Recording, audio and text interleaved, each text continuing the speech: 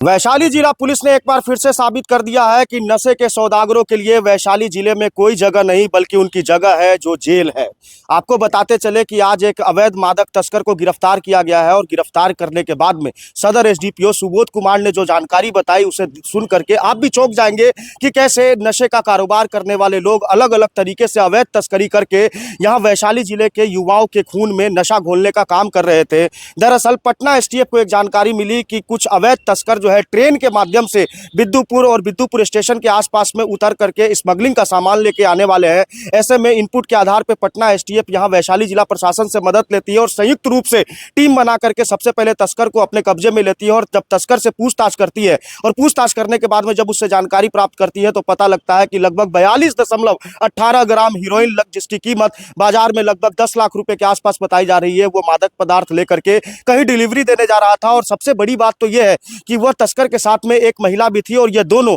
Carriage and forward agent का काम कर रहे थे, एक तरीके से सीएनएफ का काम कर रहे थे। पैसा कोई और इनको डालता था और ये किसी के इशारे पर आसाम से जाते थे और वहां से हीरोइन खरीद के लाते थे और फिर यहाँ आकर के किसी और पैडलर को दे देते थे और वो पैडलर जो है यहाँ के स्थानीय युवाओं और जो यहाँ का जो चैन है उन लोगों का वहां पर जाकर के इस तरीके से ये वितरण करने का काम कर रहे थे। वैशाली प्रशासन लगातार अवैध मादक की तस्करी करने वाले लोगों के ऊपर नकेल कसने का काम कर रही है और बताते चले कि कुछ दिन पहले ही गंगा ब्रिज थाना ने लगभग 50 लाख रुपए से ज्यादा की हीरोइन बरामद की थी और अभी 10 लाख रुपए की हीरोइन बरामद करना कहीं ना कहीं वैशाली प्रशासन की इस कदम को जो है काफी सराहना मिल रही है। सदर एसडीपीओ सुबोध कुमार ने ये सारे मामले की प्रेस वार्ता कर जानकारी दी और जानकारी देते हुए उन्होंने कहा कि तमाम नेटवर्क का पता लग चुका है। 4 लोगों पर एफआईआर की गई है जो लोग जो इस काम में सम्मिलित है। जैसे 2 लोग तो तस्करी करने वाले तो अभी पकड़ में आ चुके हैं, लेकिन इनसे तस्करी कराने वाले लोग जो कि पैसा देते थे और पैसा ट्रेल करते थे उन लोगों का भी नाम सामने आया है, लेकिन सूचना सार्वजनिक नहीं की गई है। जल्द ही वो भी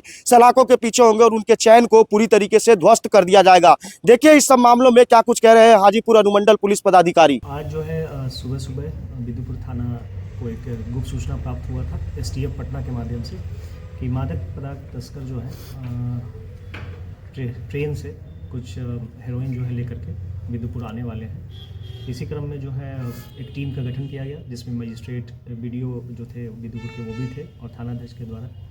संयुक्त रूप से रेड किया गया। रेड के क्रम में जो है 2 तस्कर को गिरफ्तार किया गया जिसमें एक महिला भी शामिल है।